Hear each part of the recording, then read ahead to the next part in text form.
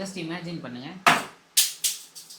நீங்க ஒரு கரடுமுரடான பாதையில போயிட்டுருக்கீங்க. ஆனா, கொஞ்ச நாள் போக போக அந்த பாதை உங்களுக்கு ரொம்ப பழக்கப்பட்டதுனால, அந்த கரடுமுரடா இருக்கிறது உங்களுக்கு தெரியல. ஆனாலும் வழியில அங்கங்க சின்ன சின்ன ஷார்ட்கட்ஸ் வருது. அந்த ரோடு நல்லாவே இருக்கு. இருந்தாலும் உங்களோட மைண்ட் செட் எப்படி இருக்கும்னா, இதுதான் பழக்கப்பட்ட ரோடு. இதுலயே போயிடலாம். ஷார்ட்கட்ல போயிட்டு அங்க ஏதாவது பிரச்சனை வந்துச்சுன்னா நம்ம என்ன பண்றது? அப்படின்ற மாரி மைண்ட் செட்ல இருப்பீங்க. இந்த மாரி லைஃப்ல வர சின்ன சின்ன சேஞ்சஸ கூட அக்செப்ட் பண்ணிக்காம, அட்டெண்ட் பண்ணாம, எனக்கு இப்படி இருந்தாவே போதும் அப்படின்ற மாரி மைண்ட் செட்லயே போயிட்டு இருப்பீங்க. ஆக்சுவலா ஒரு விஷயம் யோசிச்சு பாருங்க. லைஃப்ல சேஞ்ச் மட்டும் தான் பெர்மனன்ட். நம்ம லைஃப்ல ஒரு சேஞ்ச் வரும்போது அது ஜாப் சேஞ்சா இருக்கலாம், பிளேஸ் சேஞ்சா இருக்கலாம், இல்ல ஏதாவது ஒரு ரிலேஷன்ஷிப் சேஞ்சா இருக்கலாம். அந்த மாதிரி இல்லைன்னா நம்மளோட ஓன் ஆட்டிடியூட், தாட்ஸ், ஹேபிட் இது எல்லாத்தையும் கூட சேஞ்ச் பண்ற சுச்சுவேஷன் வரலாம். ஆனா இந்த மாதிரி சமயத்துல எல்லாமே அந்த சேஞ்சை அக்செப்ட் பண்ணிக்க பயந்துகிட்டு இப்போ இருக்கிறது தான் எனக்கு ரொம்ப கம்ஃபர்டபுளா இருக்கு, வேற ஏதாவது ட்ரை பண்ண போய் அது எனக்கு கம்ஃபர்டபுளா இல்லைன்னா அதுல இருந்து ஏதாவது புதுசா பிரச்சனைகள் வந்துச்சுன்னா என்னால சமாளிக்க முடியாது அப்படின்ற மாதிரி யோசிச்சுட்டு இருப்பீங்க. ஆனா நீங்க திங்க் பண்ண வேண்டிய ஒரே விஷயம் என்னன்னா, அந்த சேஞ்சஸ் உங்களோட மைண்டுக்குள்ள எந்த மாதிரி ஒரு மாற்றத்தை ஏற்படுத்துது அப்படின்றது. இந்த சேஞ்சஸ் எல்லாம் அக்செப்ட் பண்ணிக்கிறதுக்காக நம்மளோட ரெஜிடிட்டியை கொஞ்சம் விட்டு கொடுக்கணும். சுச்சுவேஷனுக்கு அடாப்ட் ஆகணும். அப்படி பண்ணும்போது ஸ்ட்ரெஸ்ஸும் ஃப்ரஸ்ட்ரேஷனும் ரொம்பவே குறையும். அதுக்காக எல்லா இடத்துலயும் அட்ஜஸ்ட் பண்ணி போகணும்னு அவசியம் கிடையாது. எப்போ அட்ஜஸ்ட் பண்ணணும், எப்போ ஸ்டாண்ட் பண்ணணும் அப்படின்றத கத்துக்கணும். பிகாஸ் ஃபிளெக்சிபிலிட்டி அப்படின்ற ஒரு விஷயம்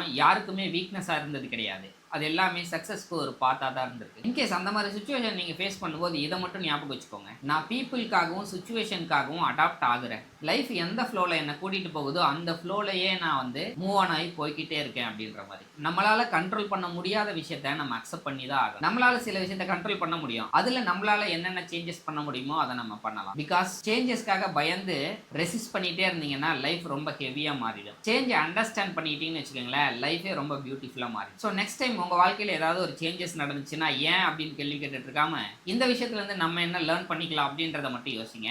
அப்புறம் இன்னும் இன்ட்ரெஸ்டிங்கான விஷயத்தை தெரிஞ்சுக்கணும்னு வச்சீங்கன்னா நம்ம சேனலை ஃபாலோ பண்ணிட்டு வெயிட் பண்ணுங்க. நாளைக்கு பார்க்கலாம்.